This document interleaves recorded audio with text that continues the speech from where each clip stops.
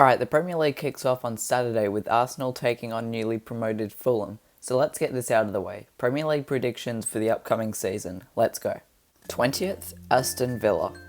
Aston Villa only just survived last year, so you think that they would bring in some players to steady the ship, right? Wrong. They've bought 2 players, one from Nottingham Forest and one from Exeter. Good luck staying up, lads, especially if you lose Jack Grealish. 19th, West Brom. What have West Brom done this transfer window? Well, they got Pereira back. Not much else. Seriously, what is up with these teams not making any signings? West Brom's team is not up to the Premier League standard, so have fun while it lasts, West Brom fans. 18th, Fulham. Fulham's last run in the Premier League was difficult. I would compare it to if your neighbour asked you to look after his cat for the weekend, so you throw the cat in the washing machine before deciding to take it to the vet 24 hours later when it's 11:30 PM on the Sunday. You tried to fix things, but it's too late. Look, I hope Fulham stay up, but they haven't made any signings, and we all remember what happened last time. 17th, Crystal Palace. Okay, as a Palace fan, I'm really scared for this season. Palace don't have the best team, especially if Zaha leaves, and based off of last season's final few games in which we lost 7 of our last 8 and only scored 3 goals, it's not looking good. Eze's a good signing, but I don't think he's ready yet. Hodgson will probably get sacked, especially if we lose our first few games. I don't know, we'll see what happens. 16th, West Ham. Okay, at this point I'm a bit confused. Why are none of the teams who are in the relegation scrap signing anyone? West Ham got Suchuk back, but no one else. Okay, they did get Osama Ashley from Wimbledon, but I would bet my left arm that he won't get a start this season. Under David Moyes, West Ham will struggle, but they won't get relegated, especially if Felipe Anderson and Sebastian Haller find form. 16th is a decent finish. 15th, Sheffield United. This might surprise some, but I think that Sheffield United will struggle this season for a lot of reasons. Firstly, they only won 3 games since the restart. Secondly, they lost Dean Henderson, the 3rd or 4th best keeper in the league last season. Thirdly, apart from Aaron Ramsdale, they haven't really done much business in the transfer window. Yeah, this aged well. Literally a day after I recorded this, they went and signed 3 players. Fourthly, they only scored 39 goals last season, probably because a cardboard box would look more appealing than Sheffield United's attack. Finally, they're Sheffield United. Do I need to say much more? 14th, Brighton. Okay, this one will definitely surprise a few, and it hurts to say this as a Palace fan, but Brighton have done some good business in the transfer window. They've got Lallana, Veltman, Dendoncker. They had some good results against Arsenal and Tottenham last season. They finished 15th, so why not? 14th. 13th, Leeds. There is always a newly promoted team that are expected to do great things in the Prem, and they always seem to disappoint. Leeds could easily be that team, but I'll stick with my gut and say that they'll finish 13th. Their star signing Rodrigo could be lethal if he can find form. If I were a Leeds fan, I would happily take 13th. 2 seasons ago they were closer to 13th in the Championship than a whiff of playoffs. 12th, Newcastle. Newcastle were quite good under Steve Bruce last season. They finished 13th after many expected them to finish rock bottom or 19th in front of Sheffield United. So I'll say that they'll go one better and finish 12th. 11th, Burnley. Burnley played some good football under Sean Dyche last season. Boring, but still good. Heck, they finished top half of the table. If they lose McNeil next year, they might drop, but if they keep him, 11th. Good finish. 10th, Southampton. Southampton, after losing 9-0 last year, did very well to steady the ship, let alone finish 11th. They've done some good business this window, bringing in Walker Peters permanently and also Mohamed Salisu, and I know they lost Holberg. The Saints will still do well, top half. 9th, Everton. Okay, I know that Everton had a horrible season last year, finishing 12th. But they've just signed Allen from Napoli, which is an awesome signing for the club. They also might get James Rodriguez, and if they do, top half at least. 8th, Leicester. Considering that Leicester were 3rd for over half of last season, 8th is a bit disappointing, isn't it? Leicester finished last season horribly, but they still have a good squad, They still have a good manager. 8th is realistic. 7th, Wolves. 7th place is becoming the usual for Wolves now.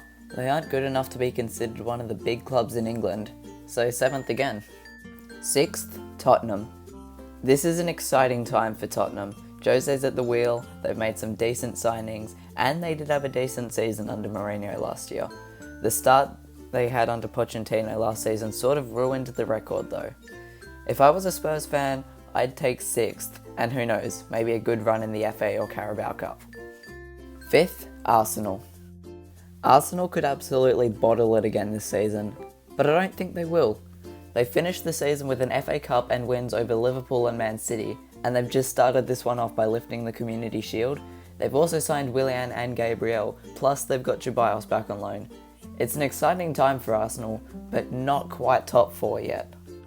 4th, Manchester United. Man U have started playing some good football under Ole. Actually no, they've been playing some terrific football under Ole, but it's going to be hard to break into that top 3, even though they did have the best record in the league after the restart last season. So, 4th place, I'll take it. 3rd, Liverpool. Okay, this one's an interesting one. Yes, I am aware that Liverpool just won the Premier League, only losing and drawing 3 games. Yes, I am aware that they have one of the best attacks and defences in the world, but I'm predicting them to finish 3rd. No, I have not just suffered from a concussion. 2nd, Chelsea. I was going to put Chelsea in 3rd, but then they signed Kai Havertz.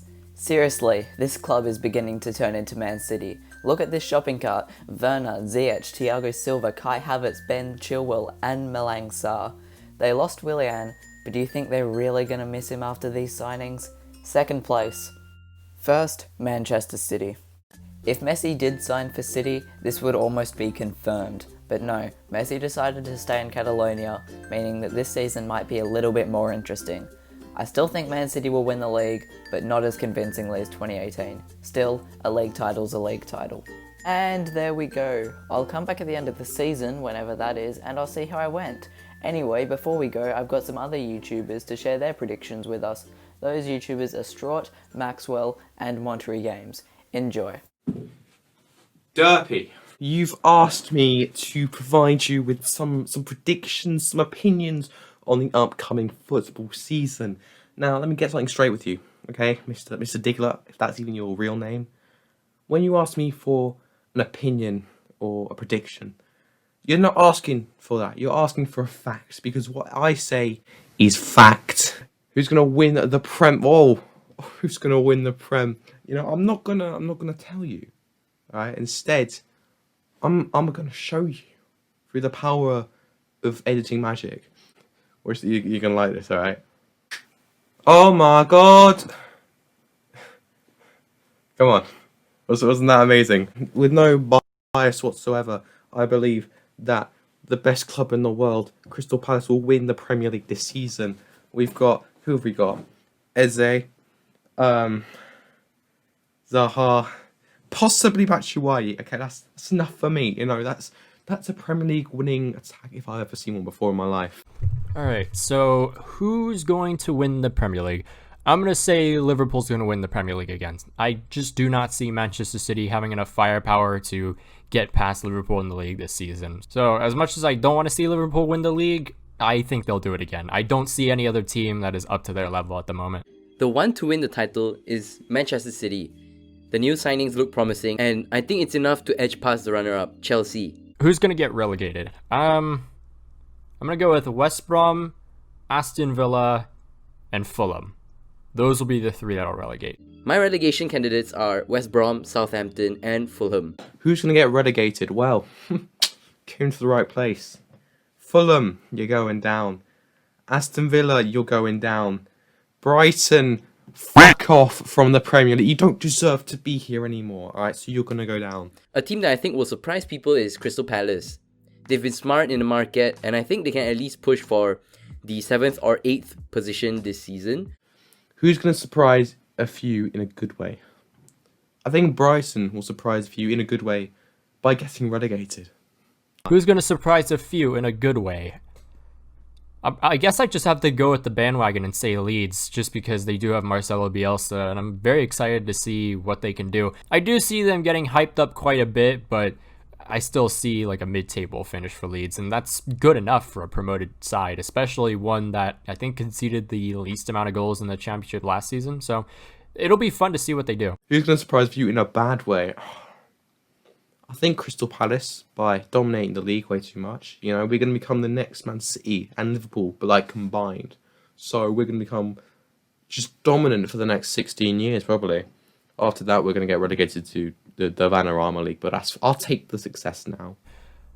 I want to say Chelsea, honestly, just because there are so many pieces that they've bought that I'm not too sure about how all the team chemistry is going to work out. It's going to be fun to see how it all goes down, but I just have that slight feeling that all these new purchases that Chelsea have made are going to just become a little bit of a bust this first season. Only this first season, because the next couple of seasons, Chelsea are going to be dangerous. But this first season, it's going to be a lot of adjusting. And I don't know, I feel like Chelsea might actually underperform a little bit in comparison to what other people are usually saying. And a bad surprise will be Liverpool. I think the lackluster transfer window will affect them. And it's not that they will perform badly, but rather the opposition will outperform them. With that being said, I still think they will maintain the top 3 or top 4 placing. Who's going to be the Premier League top scorer? I'm going to say Pierre-Emerick Aubameyang, to be honest. After that last season and after these last couple matches at Wembley, he could continue that form and he could really pop off this season just like last season. So I'm going to say Aubameyang. It's probably going to age really poorly, but we'll just see what happens. I think top scorer of the league will be Arsenal's very own Aubameyang. Who's going to finish EPL? Why is this even a question? It's going to be Christian Benteke. He's not going to bag 30 goals. He's not going to bag 40, not even 50. He's going to get 73 goals this season. How is that even possible? Because he's Christian Benteke. Alright, those are all our predictions. See you at the end of the year to see how we did.